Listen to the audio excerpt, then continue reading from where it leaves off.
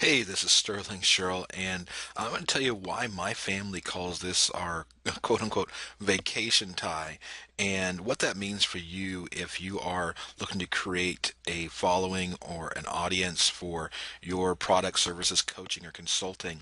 How you can use the same principles that I used with this tie to create a totally different perspective of who you are and what you do in any marketplace that you enter. Now, this is not about politics, by the way. That was a Trump tie, but this is not about Donald Trump. This is not even really about money, to be quite honest. I know that's kind of unusual here, but it's really not. This is about something much more involved than just money. And this is not about all the noise everyone else is talking about. One of the things I think that I try to do when discussing life and business, whether personal, professional, is to try to elevate the conversation. So I think you're going to see that throughout this right here. This is about me, this is about you, and this is about us, and I'm going to explain that to you. See, with that tie, I saw that a display of Trump ties at a discount store that I had gone to, just because we look for discount furniture there actually, because it's the stuff from Costco, but it's just cheaper. So, but I saw they had a bunch of ties. This is just before the 2016 election, and they were selling these Trump ties for $3 each.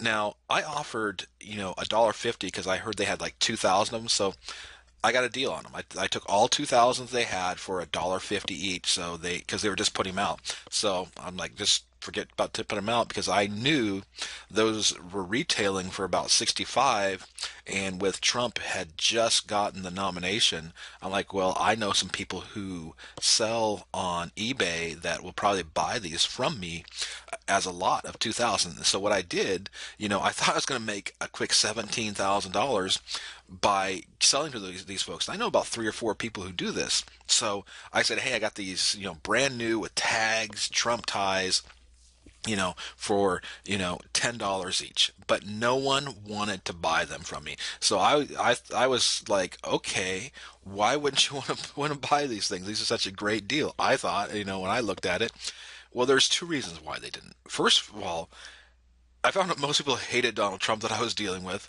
Even the ones who were more conservative, they backed a different candidate apparently, and they didn't like that he won and didn't think he was going to win at the time either.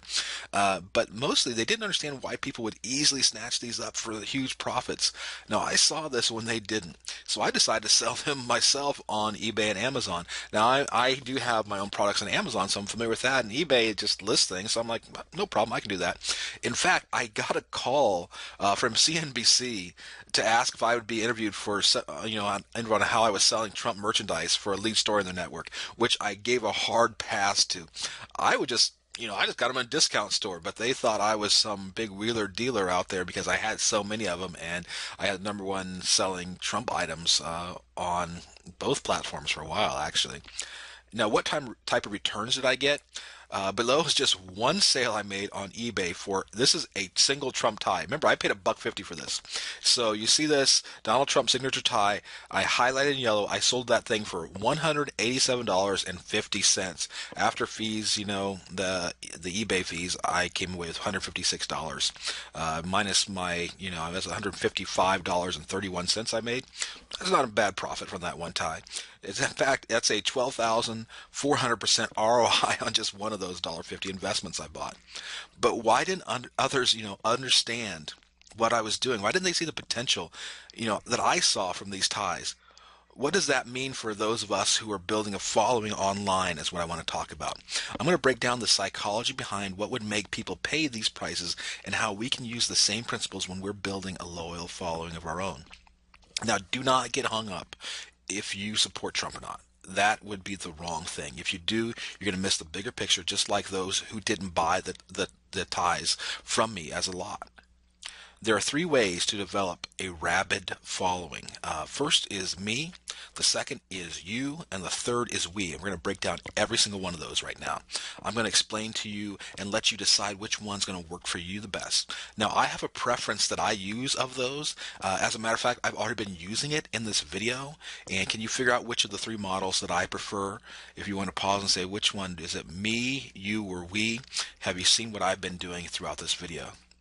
First of all, I want to look at me, and that's Donald Trump there because that's what he uses to develop his following and make rabid followers. Again, don't get caught up in the politics, yay or nay on him right now, because he creates everything around the me theme. This is how he, does those two things. He creates one, a celebrity, and the second, he creates passionate defenders. And that's the most important thing because defenders are greater than celebrity. Because you see there's someone just screaming for Donald Trump at one of his rallies. Because Trump portrays himself as he's always being attacked, he knows he's always a victim. But what that means is people who defend him see themselves as heroic.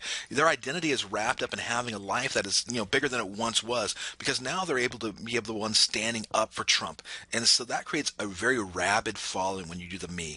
The fact that people do not understand the power of giving people an identity as a defender allowed me to make a huge amount of money on those ties. I was not selling Trump gear. I was selling items that let people reinforce the identity of the Trump defender and that heroicism that they want to be. A very powerful method to use to create a passionate following is the me theme that you can use. The second one we're going to look at is you. And this one is used a lot by Tony Robbins and other folks, especially in the motivational conferences and books and so forth. At least the power within. That's talking about you. No, Tony Robbins is the vehicle, but everything's about you when you hear about that. And many of the top copywriters utilize the you identity because it's really universal. You can have a line like "You've been lied to." You are the master of your own destiny. You can be the one everyone admires. So you, and if you see, I would say most of the top copy that you see out there, you can count that word "you" multiple times throughout it. Because you lets people be seen as the star, like in their own lives, and you can create a following by using the you model to quickly engage people because it appeals to their natural interest, which is themselves.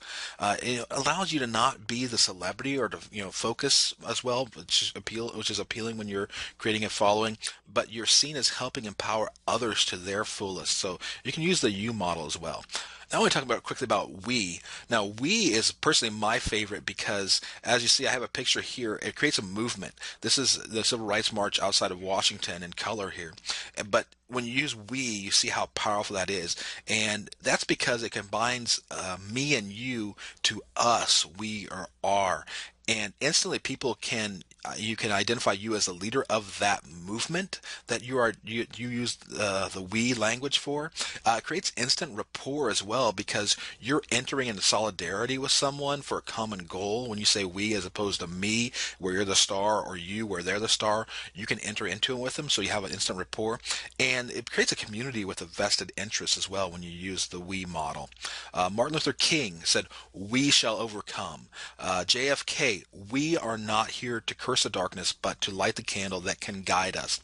And Emma Gonzalez, who is part of the March for Life movement, again, don't get caught in the politics. She said, "We call BS." He didn't say "I call." And JFK said, curse. I'm not here to curse the darkness. Martin Luther King says, if he said "I shall overcome," it's a completely different thing, and they are just seen. Still are seen as celebrities, but it combines everyone else in, and that's the power when you use the we, us, or our method to get people to buy into what you're doing and create a following. It really doesn't matter what you use, but make sure you use one of them and continue to use it liberally. Really hammer it home. Every blog post, every email, every video, every sales letter. Decide the goal of what you're trying to evoke with that language. Do you want followers, of you? Then use the me. Do you want to evoke others as their own heroes? Then use you. Do you want to be the leader and part of a movement at the same time? Then you can use we. And those are the three things that I just wanted to share with you. And go back, and if you start looking at sales letters, which one of those three do you see the top sales letters promoting and using? Every single one of them uses one of these, and you can just choose which one you want to use and develop your own following. Thanks a lot.